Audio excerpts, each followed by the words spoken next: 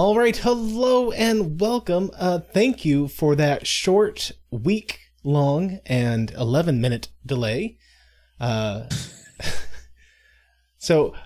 Unfortunately, last week, at the last second-ish, I had to head out to East Texas. Like right up against Louisiana border. Random job. They just needed us to run out there and install some equipment. And so I did. Everything turned out fine, but by the time I got back, the stream was not going to happen. After being on the road basically all day. Sorry, guys. Coming home and streaming, not something I was going to do. We'll forgive you. Now, Josh Time is works claiming, differently in Life with Matthew. That's right. Channel, so yes. It all gets a little wibbly wobbly. Just like on wobbly. Zahadoom, it works a little bit differently. Josh is claiming he can hear you, but not me, but I think he's fibbing. Well, you know, it's funny because I hadn't said anything yet. So how could he hear me if I hadn't said anything? It's just a knee-jerk reaction at this point. Perhaps.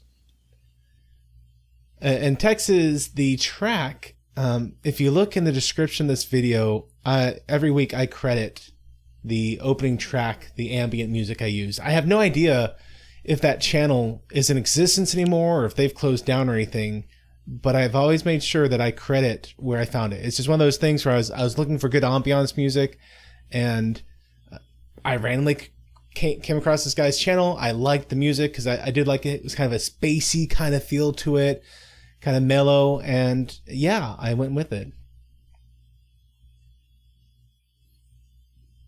Josh is saying, now I can hear Matthew, who has Babylon 5 behind me. I do? I don't know what he's talking about. I thought that was the Sequest. But yeah. See, look. Captain Bridgers and everything. If I move far enough. Yeah, we can we can see it. We can see it. At least I can. Bridges, not Britchers. Josh is claiming I have Sequest behind me. It's not Sequest. Really? That's Sequest. I think Josh has gotten our names backwards. He's been on my streams too much. You're getting the names wrong. Oh, no. You never want to go fool Matthew. No, believe me, you don't. So yeah, that was last week. This week, I just had, I was trying to get up here and start the stream, and I just couldn't. There's, sometimes parenting things come up, and was just having to take care of one of those joyful parenting moments you get in life. But fun stuff, I'm sure. It is, but you know what? It is 2 days to Thanksgiving. Indeed. Can you believe it? It is. No, I can't. It's just flown by. Which means it is 6 days from December. Wow. Well, right? A little over 5. Oh, okay, so just a little over 5. Eh. I was counting today. Okay. But yeah, last time we were here together, we watched the season finale of season 3, which phenomenal. Right. I solidly lost a bet with Thomas. And You did. Not unless the techno mages can come in season 5 and put all those little particles back together. Yeah. And then upgrade it. Exactly. Oh, I mean, surely they throw in an upgrade for free at that point. Do you think they'll do that? My guess is no. My guess is no. Well, I will give you a minor spoiler. They don't. Oh. Because we can't have this bet be dragging out forever. That's true. And I need to actually reach out to Michael at this point and inform him that I've lost a bet and see what his availability is for a virtual pub. Ah, okay. See if we can't get the band back together for a night. Ah, that would be cool. It would be. Okay, Omni, it was damaged. The White Star was damaged. But when I said severely damaged, I didn't mean obliterated. So I I was very careful. I said my definition of severely damaged was how Voyager was at the end of the two-parter Year of Hell before they crashed into the time ship. Not as they crashed into the time ship. So very important distinction there. Definitely lost the bet. Yes. Miller Joel says White Star should still be under warranty. It should. Do the Minbari have warranties? I don't know. I bet Kosh was the one who had the warranty on that, and I don't think he can fulfill it. Probably not. Hey, Melphasis, no, I'm not trying to welch out of the bet. If Michael's not available, we will do the pub without him, but it just doesn't feel like a virtual pub unless Michael is there with me. So I very much hope he is, and I need to reach out sooner rather than later, because my hope is that over the Christmas New Year's time frame, we could do the virtual pub. That's what I want to shoot for. Okay. Yeah. Fun. That's true, Josh. The White Star can repair itself, but I don't think to that extent. Probably not. I mean, unless it turns out that the White Star didn't blow up, but instead merely ripped open a hole in the space-time continuum, which I don't think. There is going to be timey-wimey stuff, I think, but I don't think the White Star is safely on the other side of any such timey-wiminess. Well, that was a large explosion. It was, and we did hear Kosh's voice telling the good captain to jump just before it hit. Joel Miller says B5 doesn't have a Voyager reset button. Well, you gotta crash into I want to say Kremlin, and that is not the name of the species.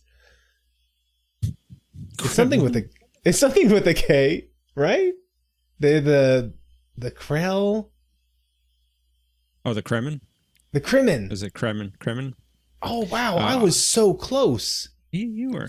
Omni says it opened up a hole in Rod Sterling. Did it? Because we didn't see him, or Crenum Imperium, says Omni. Crenum. Okay. Yeah, we didn't see Rod Sterling or what was his name? Justin? The man in the middle guy. Yeah. So they could still be out there. All that we really saw is that his wife died again.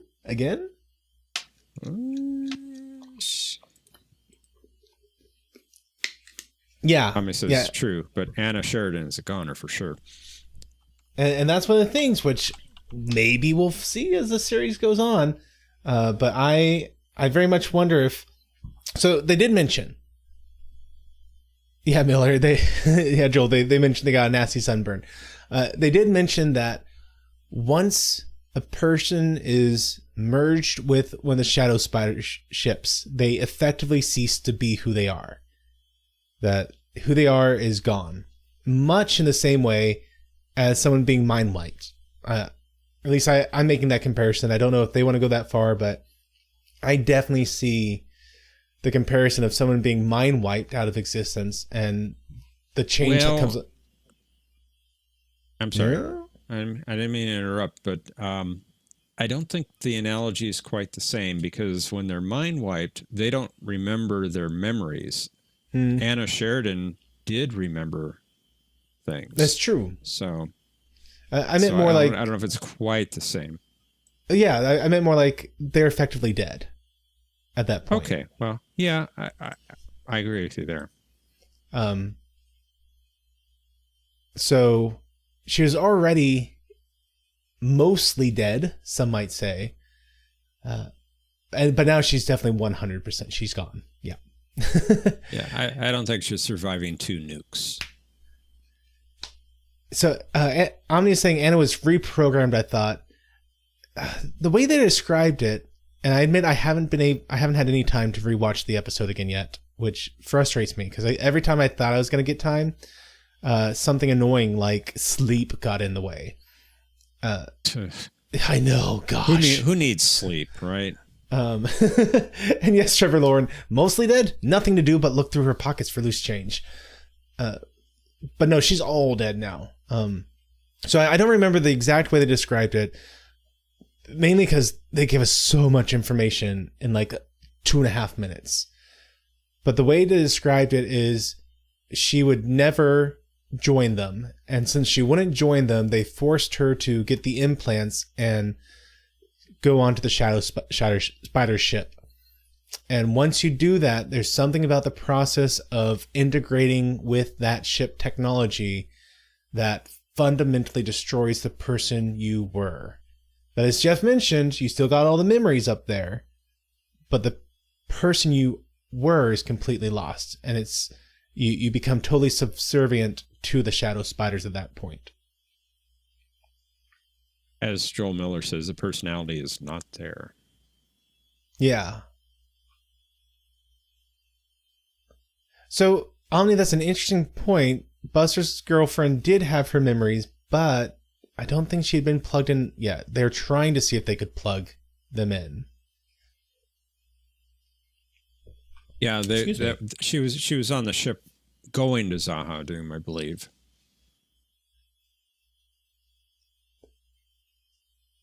So, needless to say, I'm extremely excited to jump into tonight's episode. Yeah, you were almost ready to watch the next episode 2 weeks ago after the last. I was, yeah. Yeah. And I'm honestly a little intimidated at the moment because I don't know. I think I did, but I don't know if I got the slideshow set up right. So we're gonna find out live together. If I, hey, you know what? Maybe we just don't have a slideshow this week, and that's okay. But let's jump in and see what's going on. So, Jeff, I think I had some predictions, did I not? Yeah, you did. You said you were getting nothing off the title, but nearly we have a time skip. It won't be a huge time skip. JMS is saying, hey, you are watching this in real time. Each episode's about 7 days between episodes, so we will be picking up the pieces from the prior episode. Ivanova is quite confident that Sheridan is gone. The reason for that is because time works strangely on Zahadum. It isn't because Anna was absorbed into the ship and she was dead with a gap in her memories, but that because time is a little uncertain there, jumping into the Scarlet Pit. Scarlet Pit? Did I say that right? Sarlacc pit will make Sheridan displaced in time. Will he come back in the next episode? It'd be fun to have a couple episodes without him, you said. They are starting to accept him not being there with them. Something happened and they figured out that they can stabilize him, much like Zathras did in the War Without End. They will need to figure out where he's jumping to and fix him to their plane of reference. Sheridan will not come back in the next episode, in this episode today. Ivanova will be in charge. Jakar will step up to be helpful. Zach will be running security in Garibaldi's absence. Londo will have left for Centauri Prime. There will be a question if he'll be coming back to the station. Will he get a replacement on the station? Dolores will be the only one who believes Sheridan is not dead. While everyone else will be dealing with his death and processing it, she will believe he is alive and will try to get him back. Perhaps Withdrawal intervening, saying he's not dead and that they will need to rescue him. So that's what the first episode of a season does, addressing the time skip, helps the show where everyone is, and sets the tone for the coming season. Yeah. And that, my guess is reminding me of so much that happened in the last episode. Like the point I was trying to make with Anna is that she said time works strangely on Zahadum.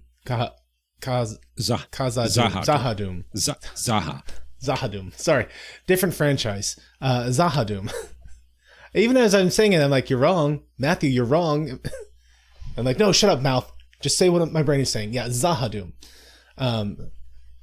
That she said time works differently there, and as far as she had been aware, it had been a short time. And I was saying, no, that's nonsense. I could see there being that she had forgotten maybe some memories from being integrated with the ship, but it turned out she was just lying through and through. I do think there is going to be some timey-wimey shenanigans with Sheridan jumping down the hole. Let's find out if I'm right. Because we definitely saw at the end of the episode where Dolores, she was, oh, something's wrong. I can sense it. So, I mean, I feel like there's something going on there, but we're going to find out. Well, Ivanova made the claim that he's gone. Yes, she did with her mild telepathic abilities. Or perhaps. Was she talking about Garibaldi? Ooh. Because he disappeared too. He did. So I want to point out, if you are watching after the fact, you're not watching with us in the screening room, there is a problem with this episode on some of the streaming services. So if you're watching on Google or YouTube, or if you're watching on Amazon Prime or Vudu, you're missing the first scene of the story. If you're watching on Apple TV, you've got the first scene. If you're watching on Tubi TV or Roku, you've got the first scene. Of course, if you're watching on DVD or Blu-ray, you've got the first scene. But again, the problem is Google, YouTube, Amazon Prime, and Vudu. And I think I got it fixed. Jeff was so kind as to help me out on that front. And I think I made everything off of what you sent me. So we'll find out, because the stuff I had was missing it. So Jeff was so kind to basically loan it to me for this week. And then I'll have to, Black Friday's about to happen.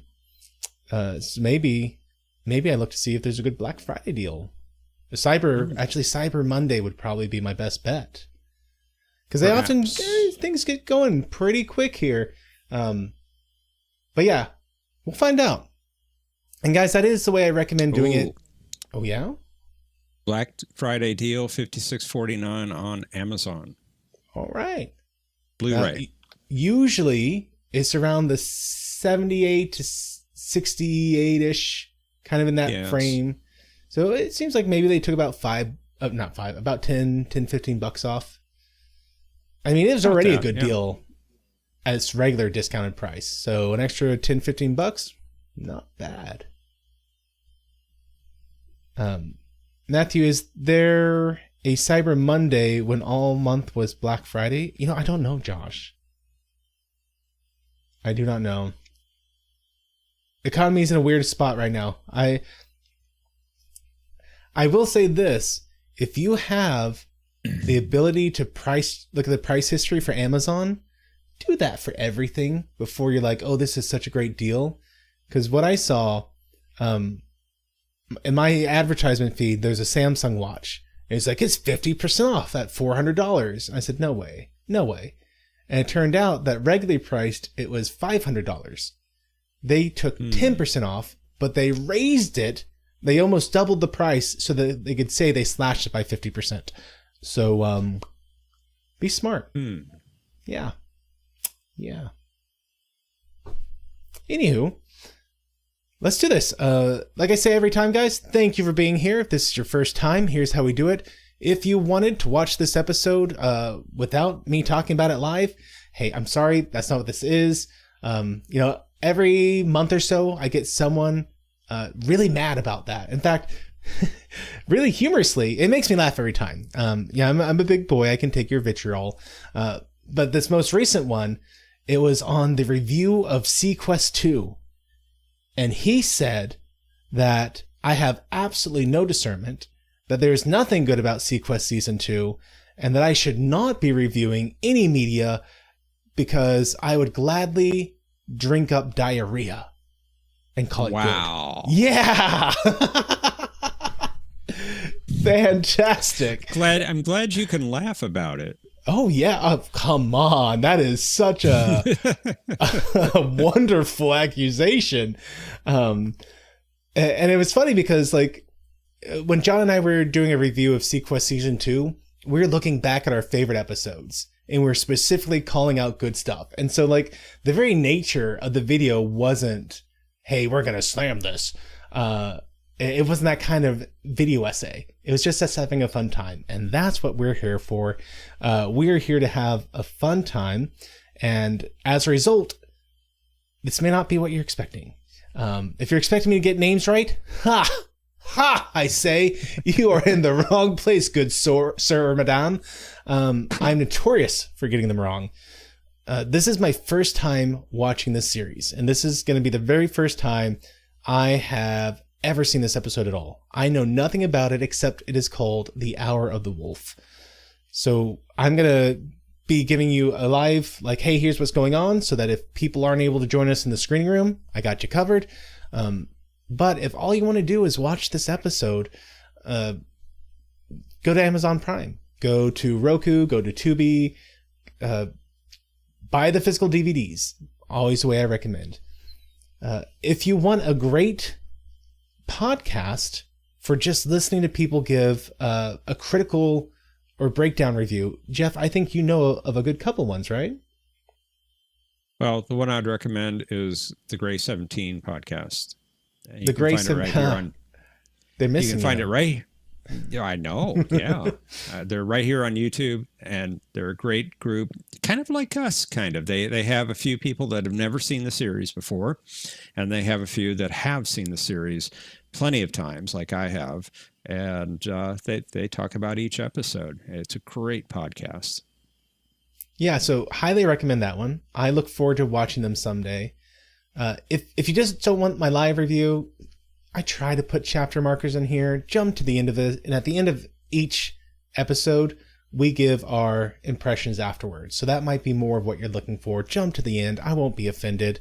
We're here to have a good time. If you can, join us in the screening room. I got that link pinned somewhere. That's live right now during the stream. As soon as it's done, sorry guys, it won't be available. It's just so that we can sync up all of our watch times within a couple seconds of each other. If you are, if you're here and you can't join us in the screening room, we'll have screenshots right below. No audio, just the pictures. Hopefully. I'll do my best to tell you what's going on, but as you've already seen, I am easily distracted. So we'll find out. So let me give a quick 3 countdown, and we're going to jump into this, everyone. So 3, 2, 1, hit that play button, everyone. So we get a quick thing of Dolores giving us the recap on what happened in Babylon 5, which I say this almost every time this sort of stuff happens, but you have to remember this was the days where you couldn't just watch everything on demand. If you wanted to be able to watch this over and over again, you had to make sure that you're recording it each week, and so that you could rewatch it on this crazy thing called VHS. So they're just giving us a very short recap of what happened predominantly in the last episode, but just any relevant data points. Mainly that he went to Zahadum. That he stole one of the big warheads that Jakar had. And he professed his love for Dolores. And meanwhile, Garibaldi got kidnapped. Did it count as kidnapped at that point? He got napped. And Sheridan jumps into the Sarlacc pit at the urging of Kosh. And everything goes to white and then black. And it's only been 7 days since they lost Garibaldi and Sheridan. You were right on there, Matthew, with your prediction. Well, not quite. I may have said it that way, but I actually meant that because he typically does 7 days between each episode, I thought we were going to get more like a 2-month break. Okay. Yeah. I should have taken the win, but I got to be honest.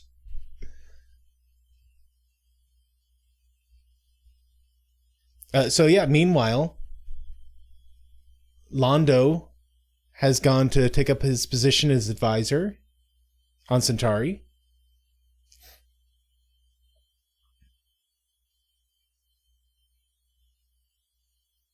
And the actor who plays Jakar is just knocking this somber monologue, saying that Londo, he thinks that Londo is perhaps the most lonely person in the entire universe. Hey, I'm getting some of this right. You are. You are. So I like the fact that Jakar specifically is calling out that Londo may be the most lonely person in the universe. I think because it shows the level of compassion that he has for Jakar even at this point. Meanwhile, Dolores has been fasting these past 7 days. And she's maybe the only one who still believes that there's hope for the captain. And it says, meanwhile, where's Mr. Garibaldi?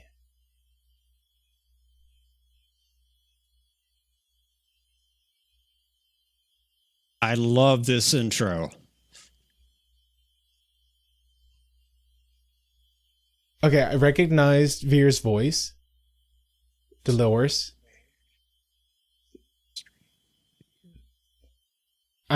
I'm catching a few of the voices in there, but there's a couple of the voices that I'm not placing. They're all there. Okay. There are just a couple of them that I don't think have had much time on screen, perhaps. That's true, Ami. They're more to a season 1 flavor in their theme music.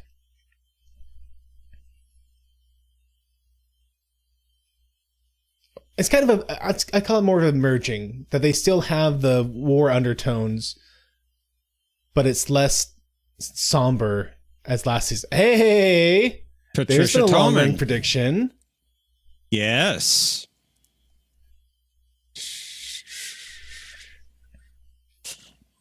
I love this flyby of the station.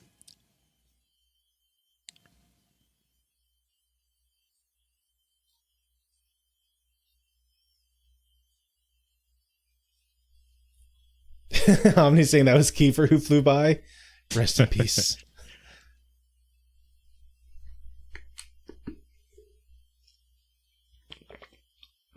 I missed who it said. Ed Wasser. Ed Wasser was guest starring as. What's his role? I've seen his name before. Cheap Rod Sterling. Oh, of course.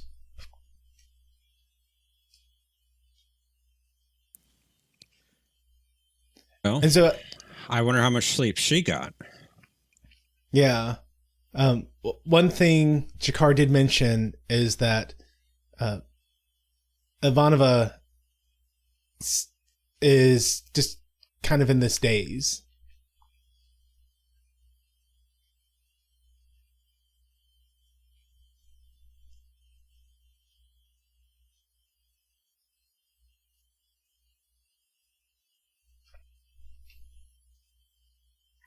And so I do like that Ivanova is leading this up. We have seen that Sheridan entrusted her with such diplomacy in the past, and that she has been growing into that role for 3 seasons. I guess this would be the 3rd season. Yeah. And so the League of Non-Aligned Nations is saying that the war is over, and now it's time to go back home, dress your wounds. And Ivanova and the crew are saying, no, now we need to remain strong together because the war's not over, it's only paused. The war never ends.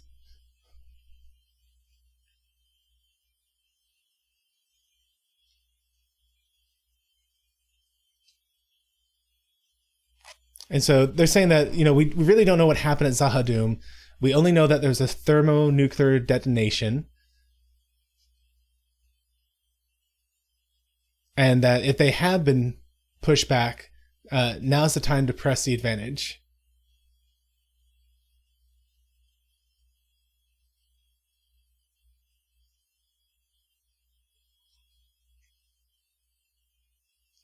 And so, I mean, this lady is pretty spot on. Yeah. Yeah, she is. If that's a she, I'm not sure. Well, true. I was just going out the voice actor playing her, or it.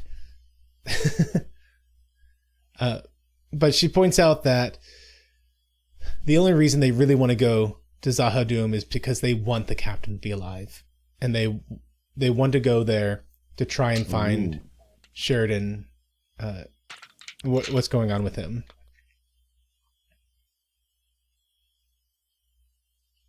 Now, we've seen him before.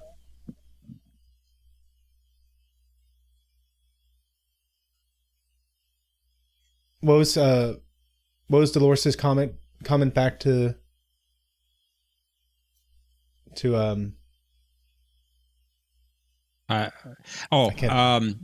so Lanier. Lanier said that he wasn't there again, and she said she's going to go find out why. Who wasn't there again? Well, they didn't say. Oh, okay. Okay. My confusion is justified. carry on, show. So it is ambiguous who they were talking about. This is the first time we've seen the new Majesty, is it not? It is. Atagia.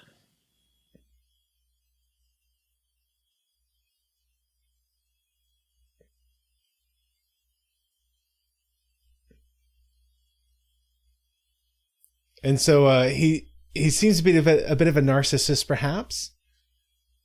Oh, yeah. and he asks, what do you think of my hair? And Lana goes, it's short, Your Majesty, for someone of your position. And he goes, oh yes, decadent, you might even say.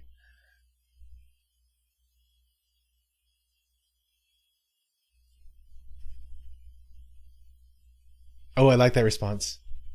The Emperor says, I forget how he phrased it, but basically like, whatever I do is right. Whatever the Emperor says is right. Is that not, Malari? And Londa responds, that is our tradition. Like, he doesn't say yes, you're right. He just says, yep, that's our tradition. Yep. The big picture. They got that phrase from a human.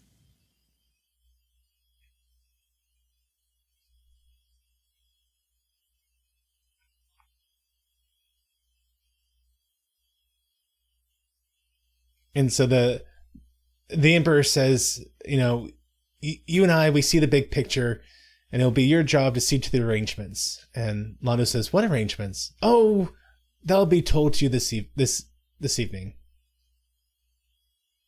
I would say, oh, there's two reasons I'm here. And he said, one, you see the big picture, but two, you were requested. And Londo goes, by whom? And you'll see. It was Veer. Sphere. Yeah. Right.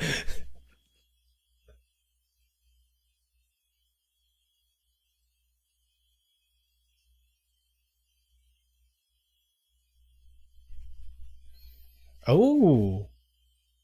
And Veer's letting them know what happened to Sheridan. Yeah. He's saying that Londo has some close associates, the Shadow, and whenever Londo's not here, they give that information to me. And Sheridan was taken to the deepest city in the Zahadum. And then he had the White Star blow up. He says the last thing that was seen was he jumped into the deepest chasm on the planet. But he took the biggest city with him. Hey, Thomas. Hey, Thomas. What's up with everyone's user's name, by the way? We don't know. It started happening last week.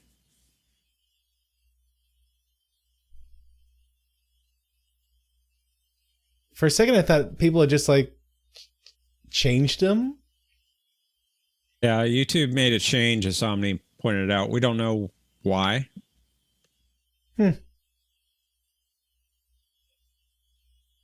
I think Yeah. I've seen that happen once before, and they fixed it at some point. Ooh. That sounds like Discount Rod Sterling. You Hello, have a good Malari. ear. You have a good ear.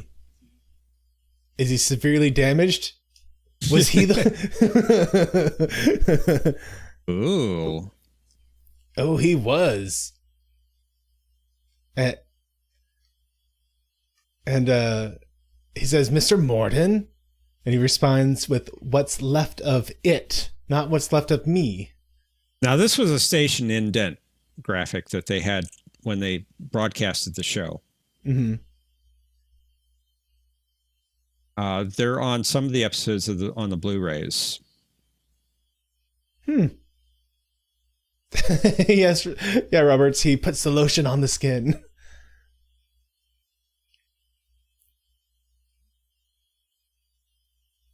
Okay, so one of the long-running things that we've been talking about is that Londo was given 3 prophecies that he could avoid his fate provided he did one of the 3 prophecies. And one of the ones that was mentioned is that you must not kill the man who's already dead. And I think more and more that we're talking about Malari, like especially after the last episode where we talked about how whenever someone is joined to the ships, they get destroyed. Their personality's gone. So I don't know if you said Malari. Did you? I'm mean sorry, Morden? I did mean Morden.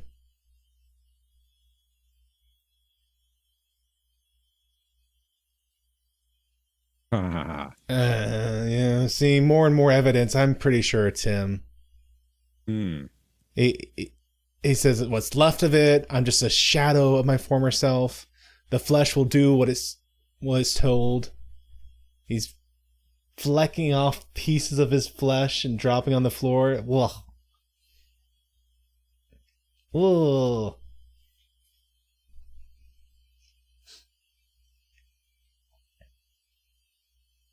Even for the 90s, that was pretty graphic for broadcast TV.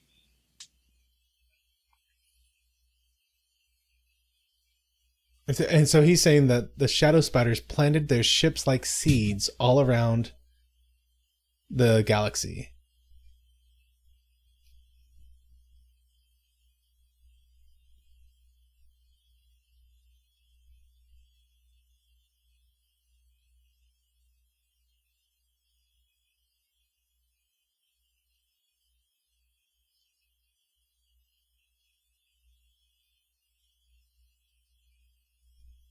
Yeah, good point. He was talking about the fact that ships were planted around the galaxy, and that they need a piece of Centauri. And Londo's saying they'd never do that. And apparently the Emperor has already passed the resolution that 14 people in the council opposed it, but no one's seen them since.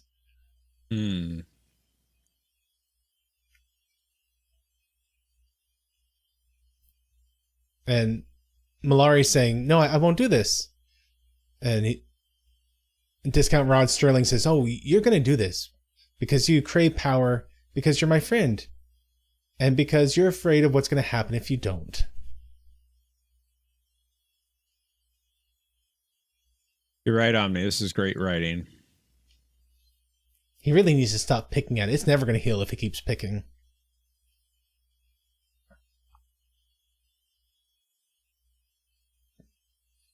Nice shot, but gross. Uh-huh.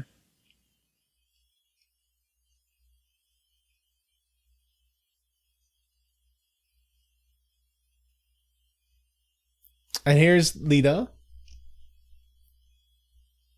And Kosh.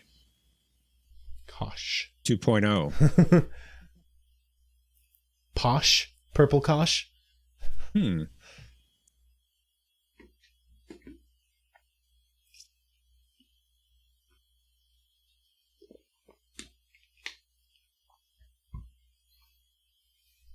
So interestingly, Dolores is saying she needs to talk to Posh alone, and Lita's Lita's saying that that can't be done, unfortunately. And he will he talk to them directly at all? Okay, yeah. I was kind of wondering if Lita was going to act as this middleman doing all the speaking.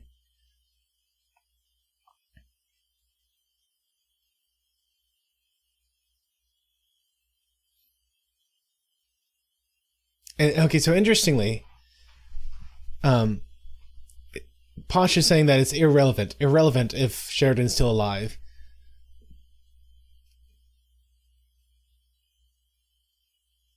And he's saying that Sheridan has opened an unexpected door, and we must do now what must be done. And it's interesting to me because season 2 somewhere, I want to say, we actually had an episode with Sebastian where she was actually praised for her willingness to cast aside everything else to protect Sheridan. And now they're like kind of trying to stop that.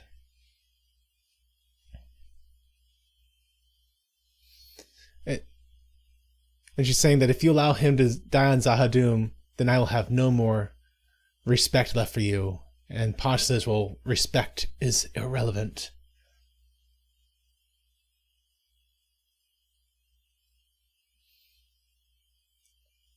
And Lita, I don't know, she's looking abused.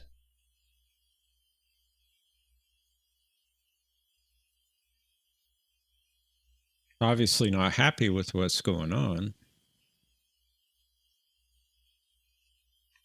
And Zach's saying, there's someone in the chief's quarters, I'm going to check it out. And it's Chief, question mark?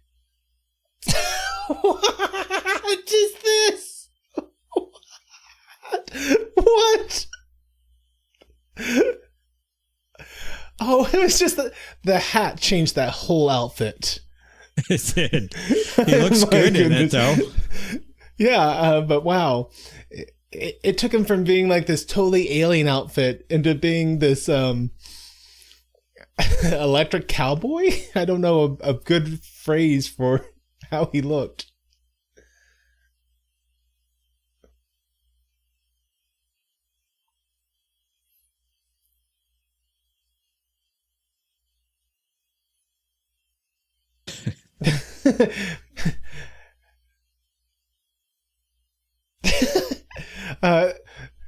So Jakar, he says, I've been studying this image of Daffy Duck. He goes, is this one of his household gods?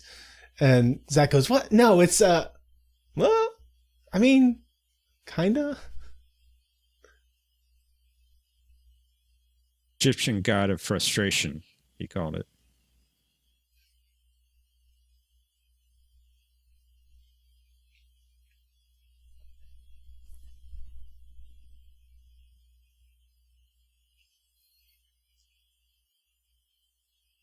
And so he's talking about this concept. I think Omni wrote it down there, the Chadrasha, where you have to accept someone for who they are to give them a chance to change. And he is commenting that Garibaldi gave him that chance, which he did. That was one of the great things that we got to see in season 1, that Garibaldi had these little moments with several characters and encouraging them to change. This is important. It may not seem important, but it is, about the coat.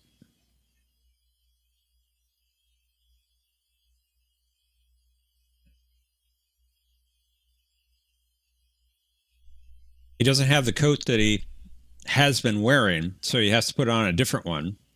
He's got his purple coat that we've seen him wear before. Oh, the hand.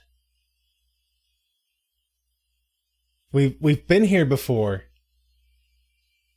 He's seen this in a vision before. Yes. And JMS learned his lesson. They made sure they had the purple coat because in War Without End, one of the costumes didn't match. Oh. Oof.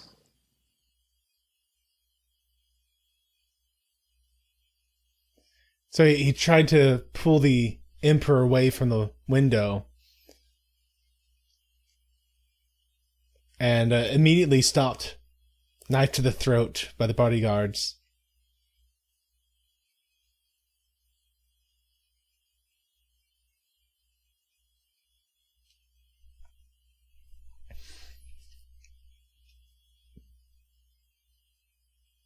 And so he's asking him, what did they give you? What did they give you? He says, the one thing I've ever wanted. Read the old books. They speak of the old gods. They speak of them. They're giving him power beyond description.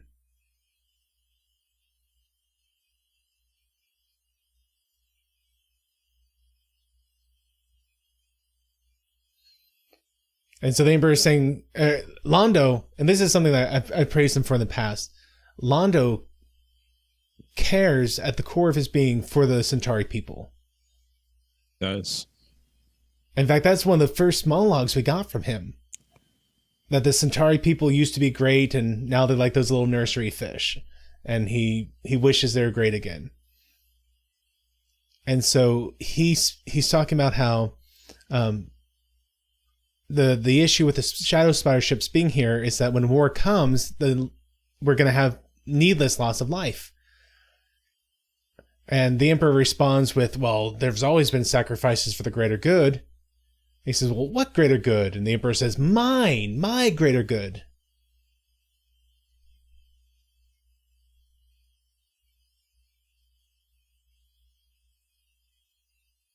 Talk about a narcissist. Yeah. He's saying, what's the like the loss of a few million lives when you can become a living god? That is great camera work, Omni. I agree. Yeah.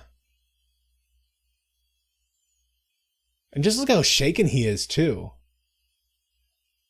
The actor is doing a phenomenal job.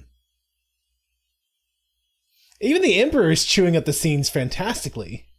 Oh, yeah.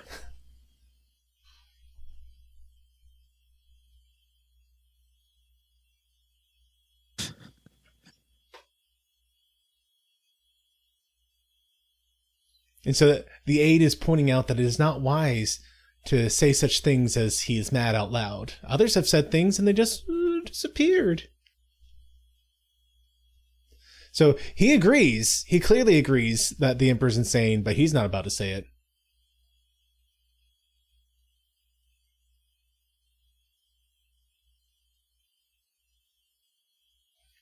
I think he just said that he's taken the heads of these people and lined them up and speaks to them late at night, if I heard correctly. You did hear correctly. I did hear. That's, oh, right. That's the story anyway.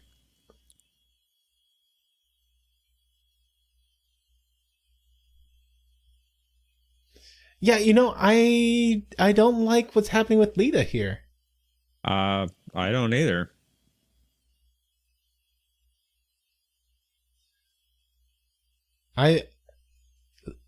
Lita right now is acting like someone in an abusive relationship who's trying to make excuses for her abuser.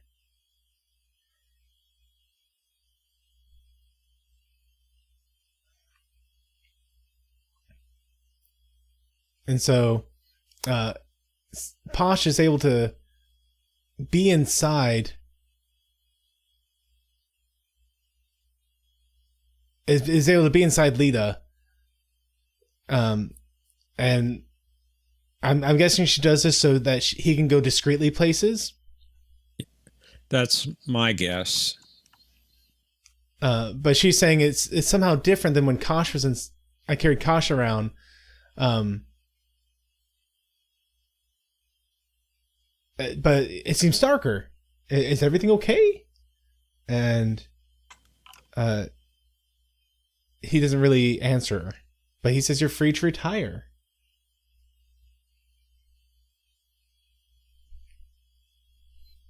Yeah, Texas, I'm not surprised I'm not the first to make that comparison.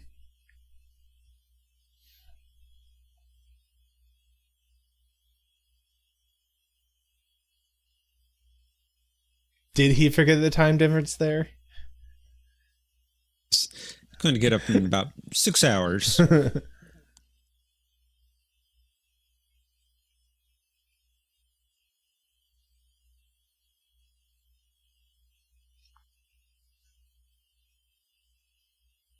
So he contacts Veer, and he says that conspiracies require more than one person, and there's no one here that I trust. And he wants Veer to come quickly to Centauri.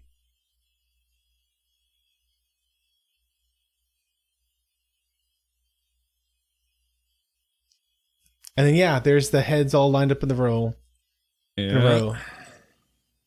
And he says, "Good evening, my friends. I just thought you'd like to know today has been a wonderful day."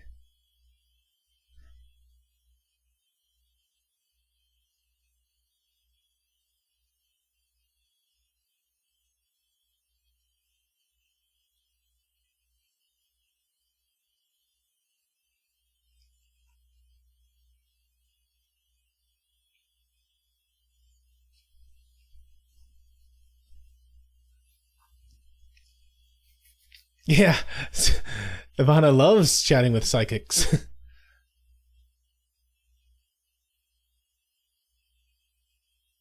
Hey now, Josh, I don't ever act that way in public. Wow. That's quite a statement, Josh. And so Ivanova is explaining the name of the episode, The Hour of the Wolf. It's an hour between 2 or 3 when you wake up and your mind just starts to dwell on just negative stuff, the way your life could have gone, and all you can hear is the sound of your own heart.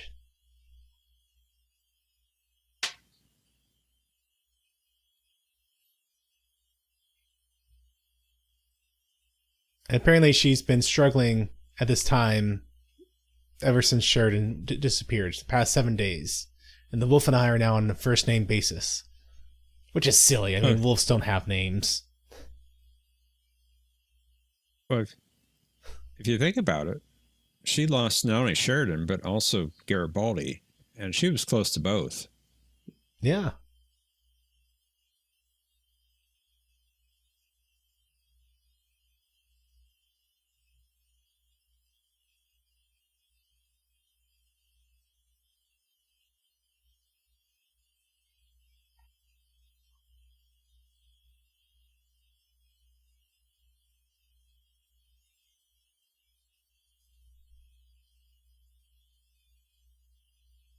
So it's interesting that they call all the white stars the White Star.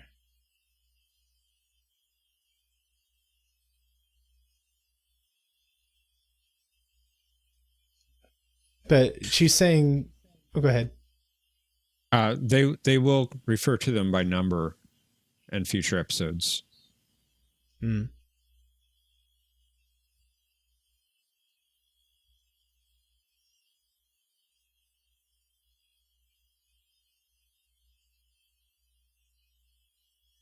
And so she's explaining this plan that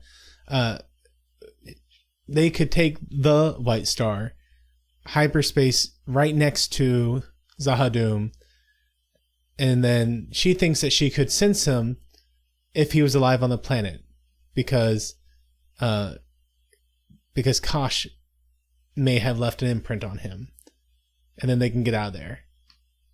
And Ivanova very intuitively says, this link between you and the Vorlons, it's more than you're letting on, or you've told us, isn't it? And Lita very nervously nods her head yes.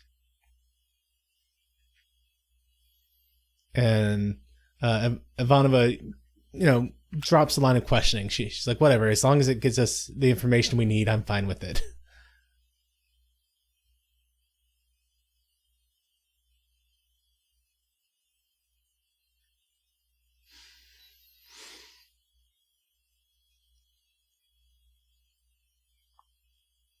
And she doesn't think she could block the shadow spiders very long, but just long enough for them to get in, find out what they need to find, and then get out.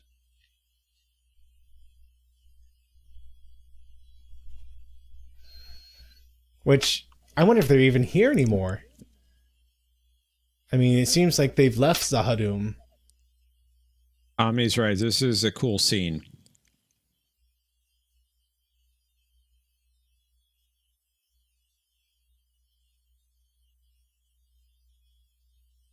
And Dolores is asking if the shadow spiders are aware of them yet. And she doesn't respond, and her eyes have gone black. Those contacts actually hurt Patricia Tallman. Oh, I bet. They hurt to wear them.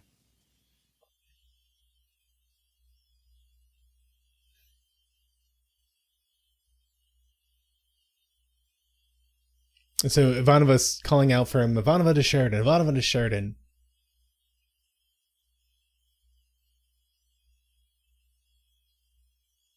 And she's saying she can't feel him.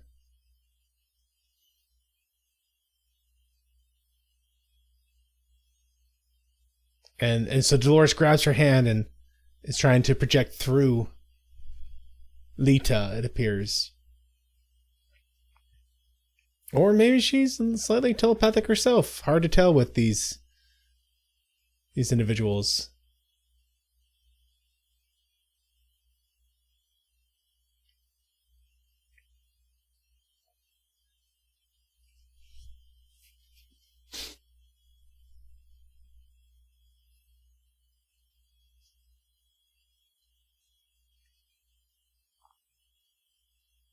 Uh-oh. The wrong people heard them. The Eye. The Eye of Sauron is looking for them. Oh. Now, this may look familiar to you. There was another eye that we've heard referenced in a prophecy.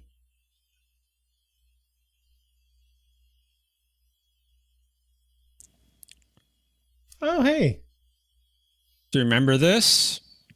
That was in the season opening for last season.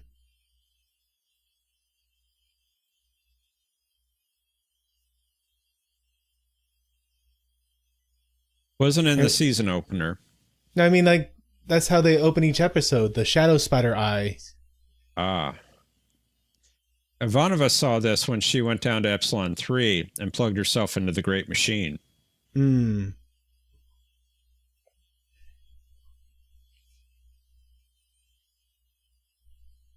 Oh. And so it's saying something, and it seems to be hypnotizing them slightly. And Ivanova was actually giving the command to take them down, to land on the planet.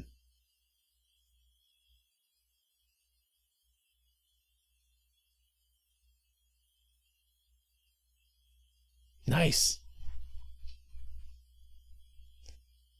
And so Lanier, he programmed the ship to make an automatic jump back home if he did not touch a certain control once every 2 minutes. And way to go, Lanier. Yeah. Yeah, Robert, it's like the sirens leading ships to disaster.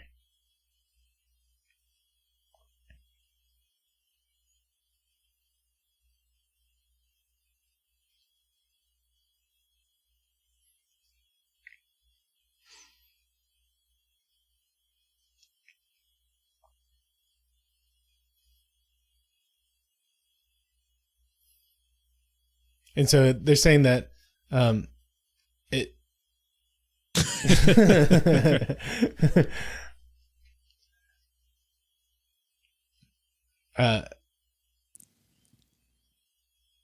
So it was like speaking to each of them at the core of their being. Each person was hearing the voice of their own father.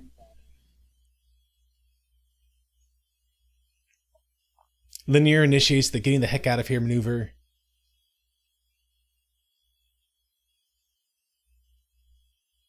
Oh, I didn't make the connection. I'm glad it zoomed in on it for us. It's Sheridan's coat. It's not Sheridan's coat. It's not? The one he left behind? Mm-mm. What is it? Just the... It represents being in command division, basically. Okay. I thought she had draped his coat over her this whole time, which would have been a great kind of visual nod, but no.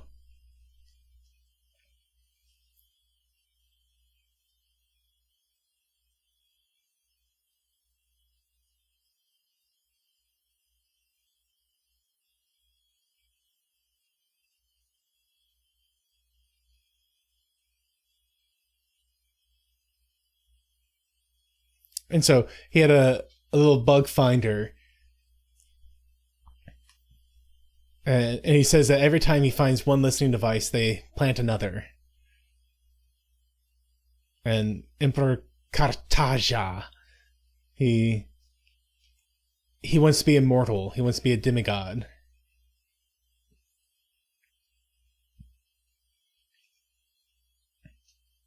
Thomas, I was actually talking about that very thing at the beginning of the stream. I'm going to talk to Michael and see if we can't do it sometime around Christmas, New Year frame. If he's available.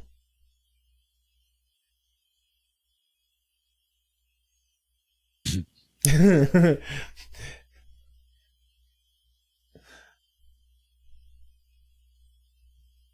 Rock Solid. How you doing, Gary?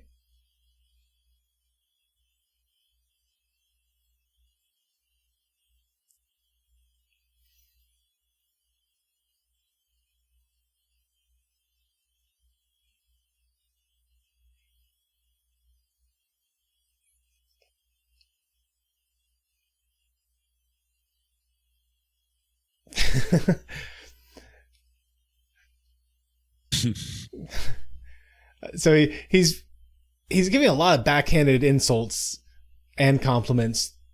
A very humorous speech, but it boils down to Veer's the only one he trusts, and he's amazed by the fact that he's been able to walk through all the halls of politics and remain untouched somehow. Why are you peeved, Gary? Is it because of the Switch 2? It's a pretty peevish system. Ooh. But he's saying he must kill Emperor Kartaja. Well, they must.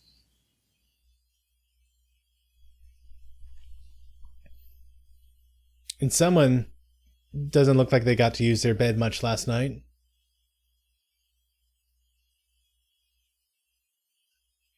It's true, Gary. This is not overthinking Voyager.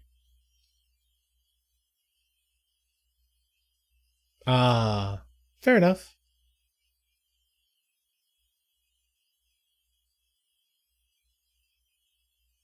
You know, this lack of sleep is really going to start impacting her work abilities. Maybe she should use some stims. Oh, wow. Hey, we haven't seen Franklin this episode. Think about it. No, we haven't. Rock Solid, I would dare say this is a better show than Voyager. Wow.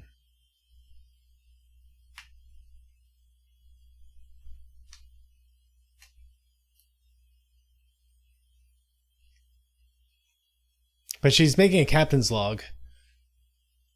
And confessing that she can't go on like this. It's time to let go of the hope that Sheridan's still alive and get on with the work. Because she thinks that's what he would have wanted. You know, Gary, until I started doing this series, I had not watched any episode of Babylon 5 as well. And it has proven itself. It's an extremely well done sci-fi series. I mean, don't go into it expecting Star Trek. It's very different from Star Trek. Josh, I have no idea who this is. I've never seen him before yet.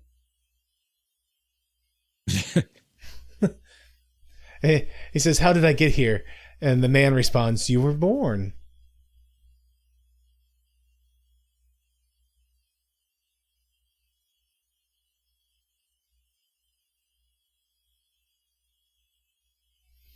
So it's interesting that there's some sort of creature person thing on the Shadow Spider homeworld, maybe? Wherever he is.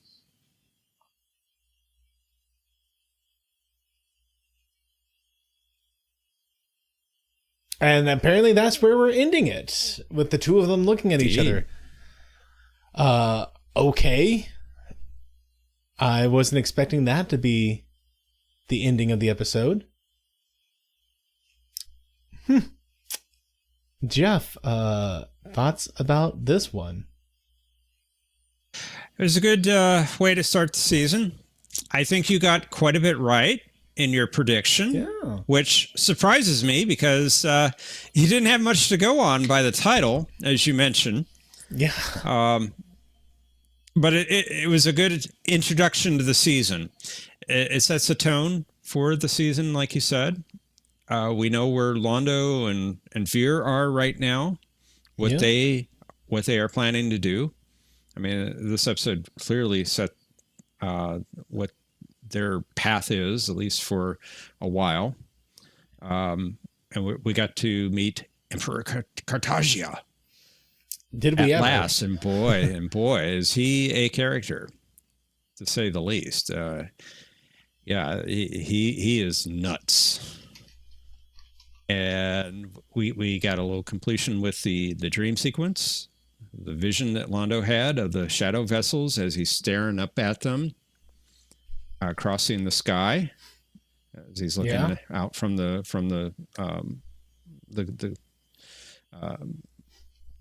Centauri building. I can't think of it. What's the word I want? Palace. Palace. Capital? Thank you. I couldn't think of the word palace. Definitely been hanging out with me too much if you forget the word palace. Well, yeah. Well, it's 10 o'clock at night too. It's true. We didn't see anything really about Mr. Garibaldi in this episode, other than Jakar is worried about him, and so is Zach. Yeah. But we didn't have much mention of him elsewhere. But it's interesting that Jakar wants to find him. Yeah. He thinks it's very important to find him. We see the League is breaking up. League of Non-Aligned Worlds is breaking up. They're no longer protecting Babylon 5. They're going back to their home worlds. They're trying to heal wounds that they've had from the war with the shadows. They think it might be over, or they just will survive it. Either or. Mm-hmm. And Dolores is concerned because they are breaking up. She goes to Kosh, or Posh, as you mentioned, called him, which I think is great. That's a great name for him. And it's like Posh and the Vorlons, they don't care anymore. They're off doing their own thing now. They don't care about the Alliance. They don't care about anything other than their agenda. Which we don't know what that is right now. We don't know yet. Well, I do. Well, okay. Yes, you do. And you're right. Lita seems like she's being abused, and she's not happy about it, but she's still going along with it for whatever reason. They got some hold over her. Yeah. I like she's in the opening credits now. She deserves to be there. And minor spoiler, we will see quite a bit more of her this season. Well, I mean, yeah. You say minor spoiler, but when your name hits the main title crawl, I think it's safe to assume you're going to be in. Of course, we did have Kiefer, and he was in the main title crawl, and he did not make many appearances. No, 5 or 6 episodes or something. Yeah. She'll get a lot more than that. She'll get a lot more screen time for sure. And poor Ivanova, she's lost 2 of her best friends in one go. At the same time, in one go. She lost Mr. Garibaldi as well as the captain. So she's really feeling it. She's got the responsibility on her shoulders of running the station, keeping the league together, mounting some sort of offense against the shadows, carrying this war. And she's really feeling that. So yeah, all around, this is, I think, except for Dr. Franklin and maybe Mr. Garibaldi, which we didn't see either of them. This was a good episode for all the other characters. We even got Captain Sheridan at the end there. What's he doing? Where is he at? What's happening with this strange alien that just walks up and shares his fire at the end of the episode? And did you recognize the actor? No. That's Wayne Alexander. We've seen him before. Most recently, he was in The Rock Cried Out, No Hiding Place. He played a Narn that met Jakar on the Narn homeworld. But most famously, we've seen him as Sebastian.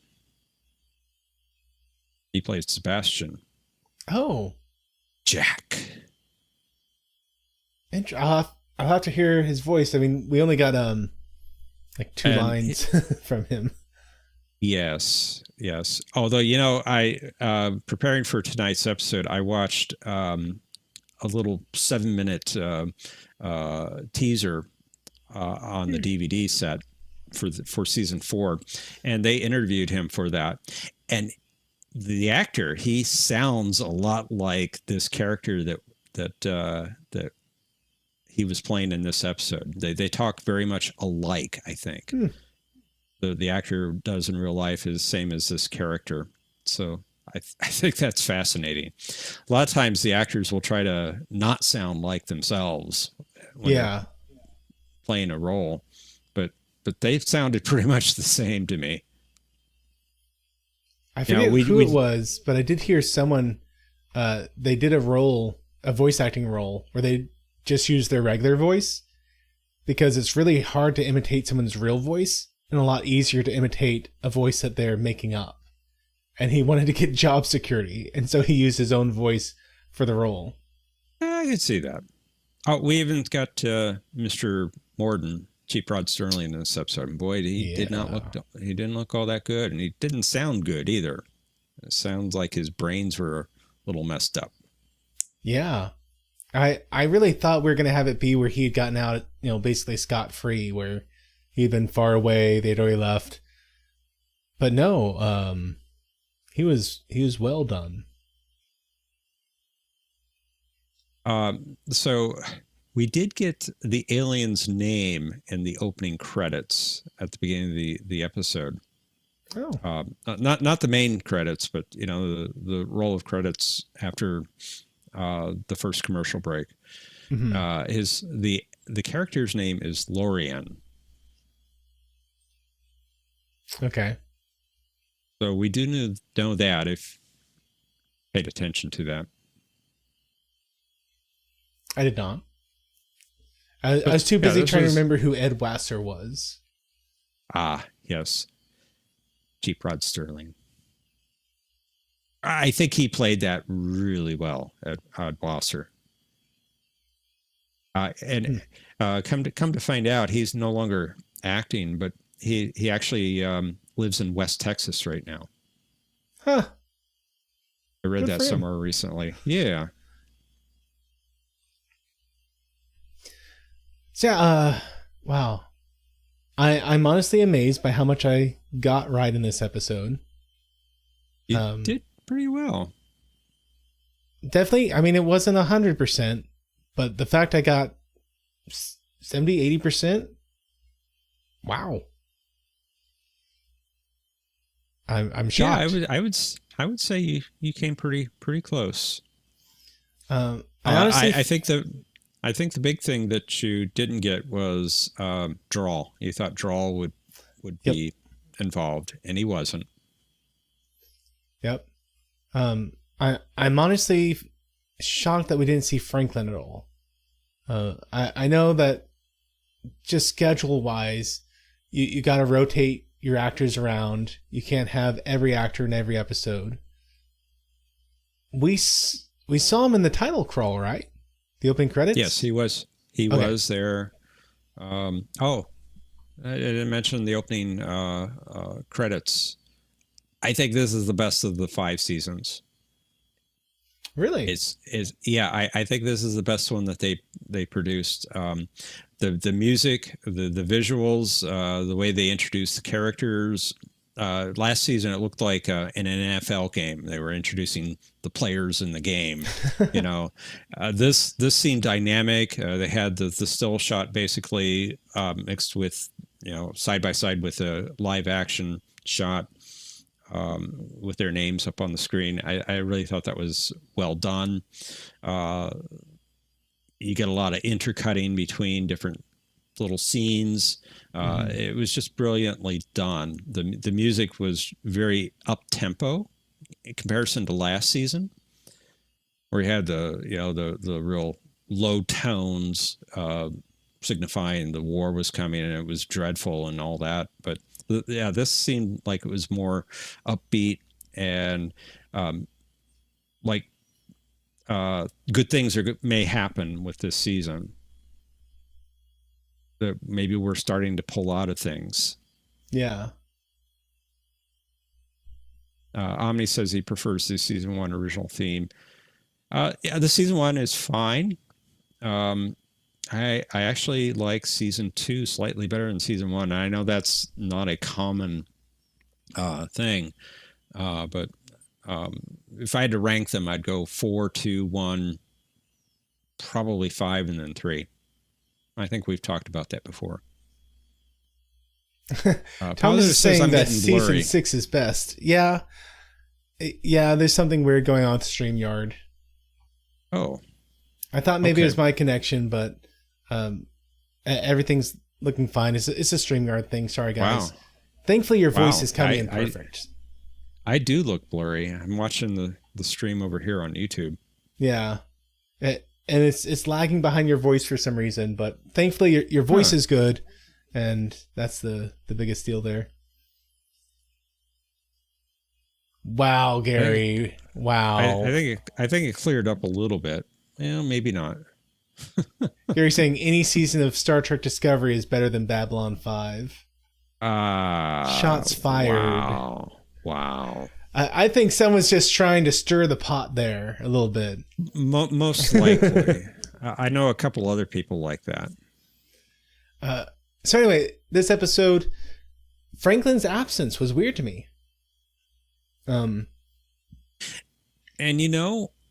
watching the series so many times, and maybe it's because most of those times I watched several episodes in a row. I didn't notice it until watching it this past week. I watched it last week in preparation for tonight. I didn't notice that Franklin was not in the episode until then. Yeah, Franklin and Strider. Both two main cast characters who are strangely absent. I think this season, again, a little minor spoiler, I think this season does a pretty good job getting almost every character in every episode. I think they had a little bit more money, and they were able to get most of the characters in most of the time. I thought you were going to say they were going to do a rotating schedule, which I have seen sci-fi series that did that, where you have kind of everyone rotating so that every couple weeks an actor would get a break. And this show did that. This show did that. Other than maybe the big three characters, Sure. you had the other characters, alternating a lot of the time. So no Franklin, no Strider, which I'll go ahead and incorporate that in my prediction later on. Remind me of that. Okay. And then I like that we got to see Londo, Emperor Cartaja. Great just name. Wonderful. He was chewing up the scenes. I loved it. And I did like the line that Morden said where Londo was making the comment that Emperor Cartaja is nuts and he's no good. And Morden's response was, perhaps, but you and Reefer put him there. Mm-hmm. And they did. Just kind of hitting Londo with the reality that the actions that he's taken in the past is what's directly responsible for where we are right now, or where the Centauri are right now. That if it weren't for Londo, the Centauri wouldn't be having their planets basically invaded. Sorry, Joel. Rifa, if you prefer. Rifa. Oh yeah, Texas. He is enjoying the role tremendously.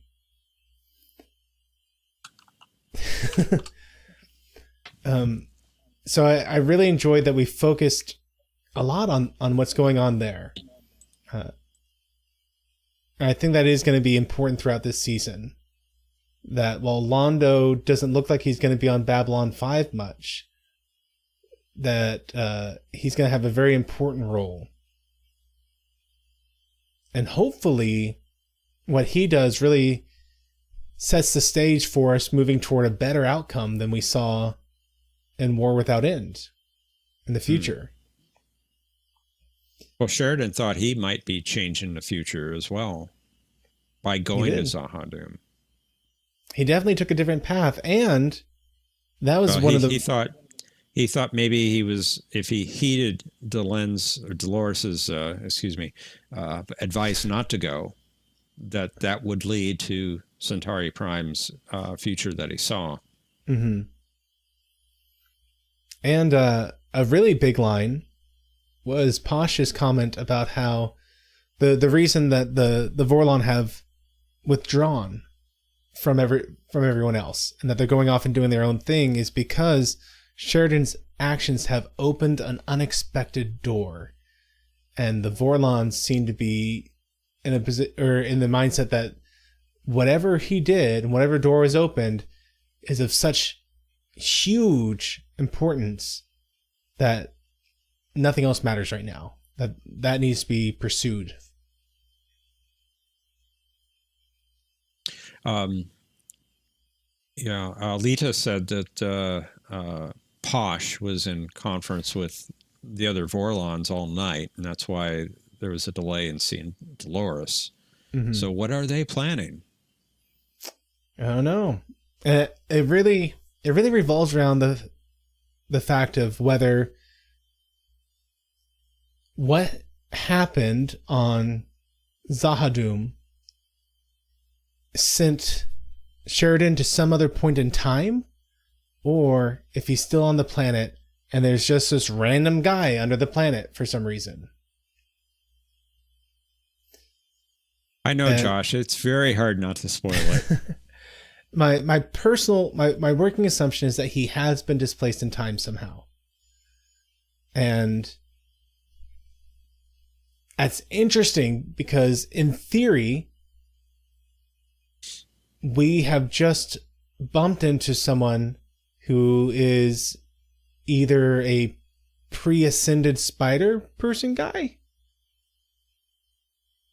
or is an ancestor to the shadow spiders entirely.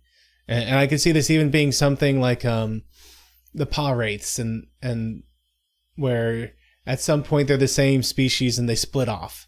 And so, we treat them like two separate species, but in reality they're the same thing. I could see that being where they want to go with this. But Omni wants to know if he's a techno mage.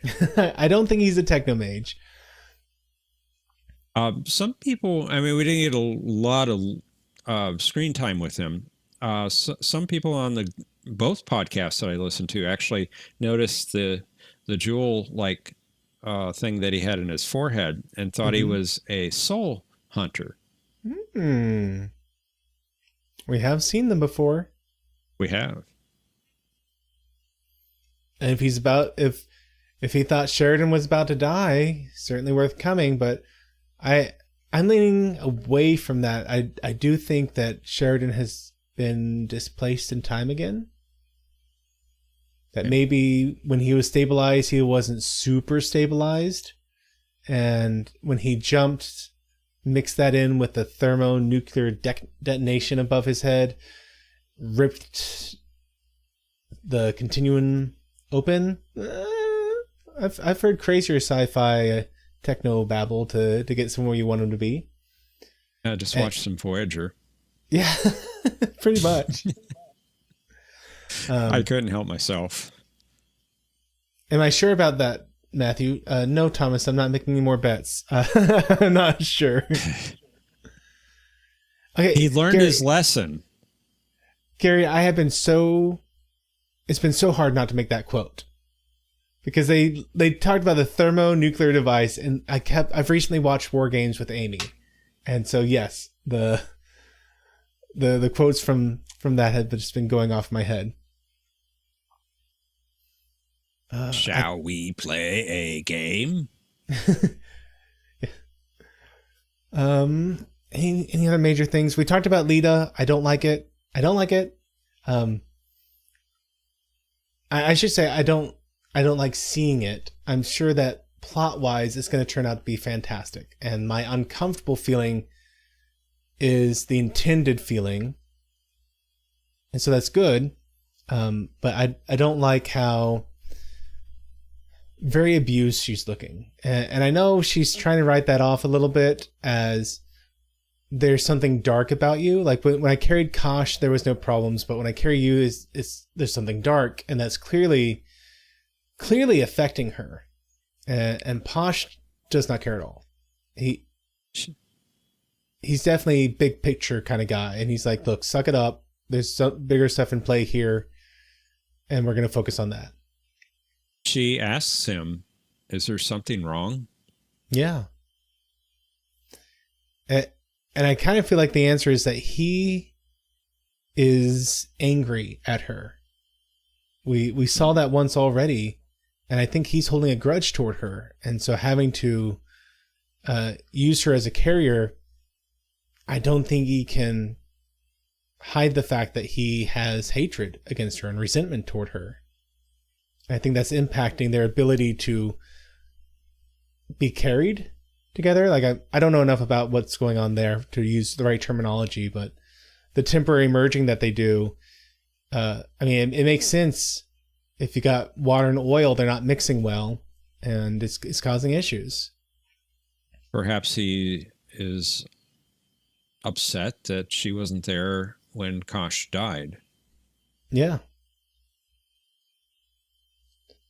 So we'll see how that goes. And that's all the major stuff that I can really... I mean, Morden.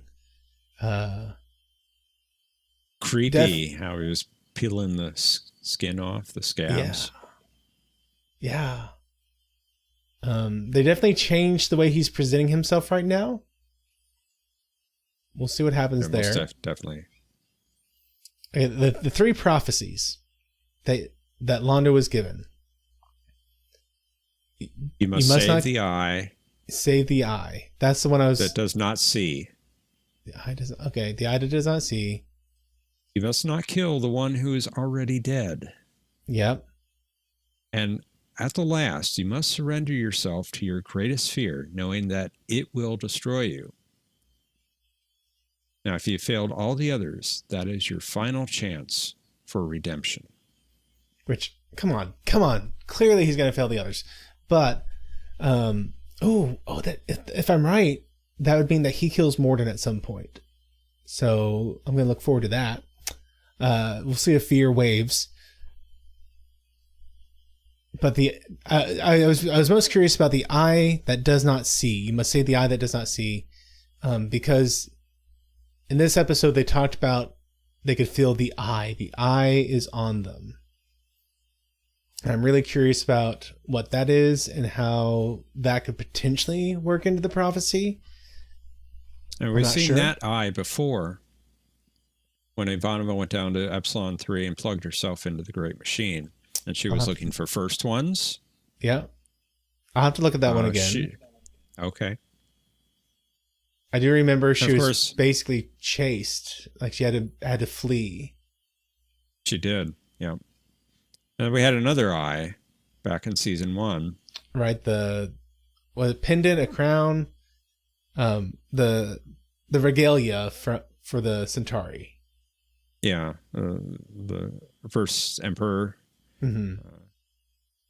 Londo thought he lost it, and he thought his career was over. And hey, Chief Rod Sterling comes along and says, "Here, it's a gift." Hey, John. Hey, John. Be safe, John. So yeah, well, probably not the eye of the prophecy. We'll see. But just the mention of the eye. It rang that prophecy bell. I'm like, ooh, could that be it? But nah, I don't think so. Well, I think that eye could see. True. It saw the white star and the individuals on it. So yeah, I think that's everything. I think that's all the main points. I'll read this out in case John can't read it since he's probably driving. Omni says, "Hey, John, great B5 episode about Airwolf tonight. You are going to love it." I think you definitely will love it. And yeah, Melphasis, it did have more than one eye. Yep. But somehow it was also singular. They didn't say the eyes are on us. They said the eye. Indeed.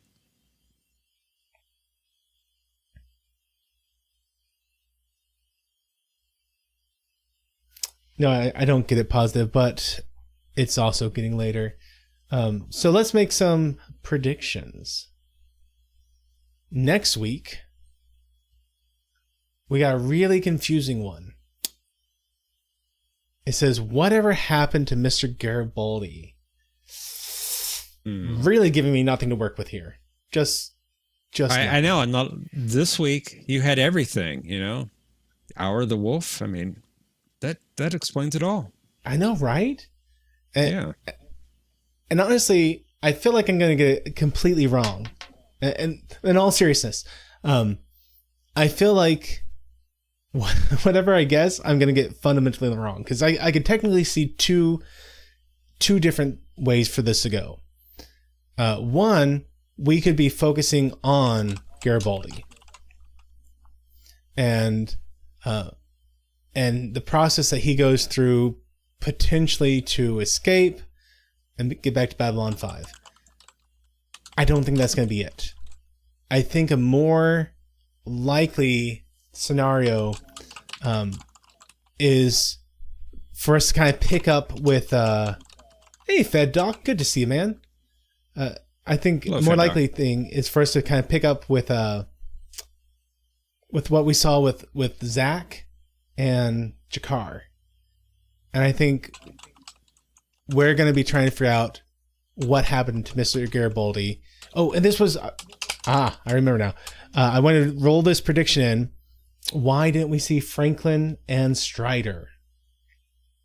Okay. And I think that what we're going to see is that those two have teamed up again. Because we've got a couple of their pairings, and they do well together. So I think we're going to get an episode where they are perhaps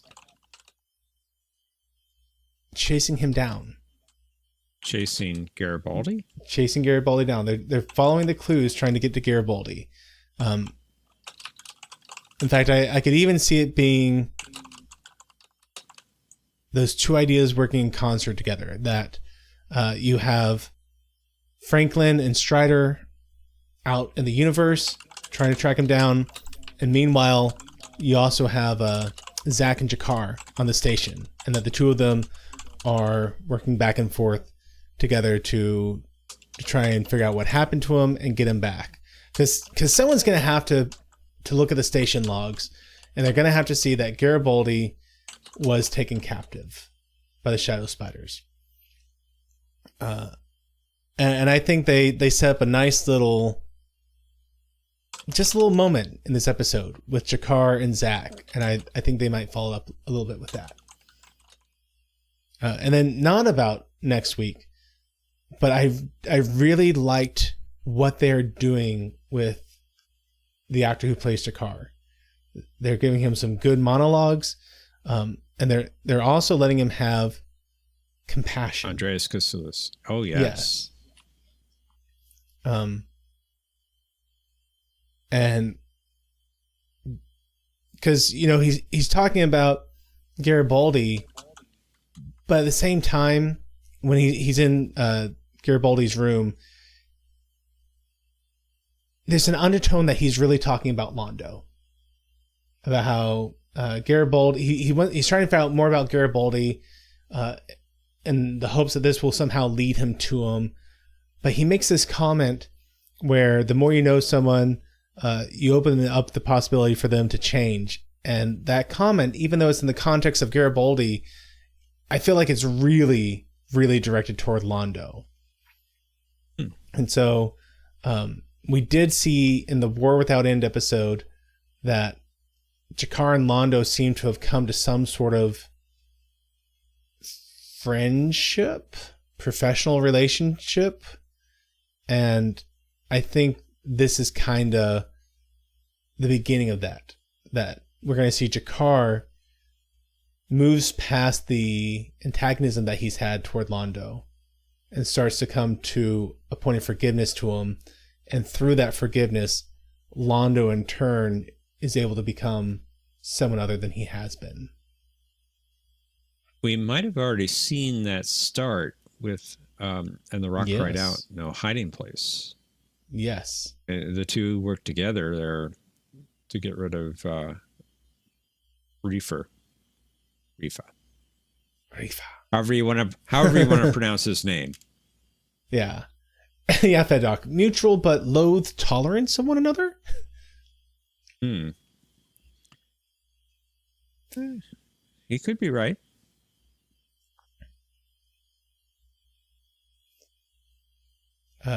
Josh is saying, what did Londo say when someone came out to be at his end in the future? Didn't he say something like, hello, my old friend, or... Are you there, my old friend? Something like that. Yeah. And to be fair, that's just how Londo talks. It is, yeah. But I do feel like there is genuine emotion behind it. I don't feel like it was entirely just him being a statesman and, oh, everyone's my old friend sort of thing.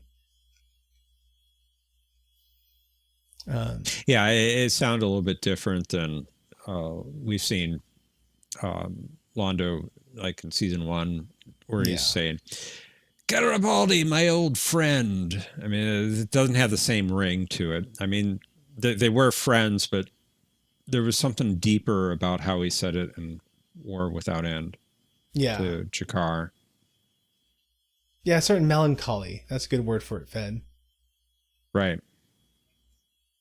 So I'm interested to see where we go this season. It's a good opening start. And I see no reason at this point why we shouldn't be able to stream next week. Okay. But I'll be honest, I got a random thing that came up today, and it was real close about whether or not I was going to be able to stream today. Like literally, a manager came in and he's like, "Oh, hey, can you get this set up? A guy needs to do some work. If you can get him set up to come in or to be able to access this stuff remotely, and then maybe push a few buttons on a screen for him." I'm like, "Yeah, no problem." So I spent all day and then a little bit extra doing all the work. The guy was trying to get stuff installed. He's probably still working on it because they wanted to show this to a client in the morning. So we'll see. But But it was one of those things where it was real iffy about whether I'd be here or not. But as far as I know, I'm not planning on being out of town. I'm not planning on anything, but sometimes work throws me curveballs. And we will forgive you if you're not here. Well, thank you. At least I will. At least I will. So guys, thank you so much for joining us to watch The Hour of the Wolf. Have a great Thanksgiving, and we'll see you next week for Whatever Happened to Mr. Garibaldi. Yeah, right? Yeah. Have a great week, everyone. Happy Thanksgiving. See ya. Thanks for watching this video. If you enjoyed it, please be sure to hit that like button and share it with your friends. If you haven't subscribed yet, I hope you will, and be sure to hit that bell icon to be notified of all the updates I do on this channel. If you want to support the work I'm doing here, then I hope you'll consider becoming one of my Patreons, where you'll get early access to all kinds of videos. And until the next time, may the Lord bless you and keep you. May he cause his face to shine upon you and be gracious to you. May the Lord lift up his countenance upon you and give you peace. Amen.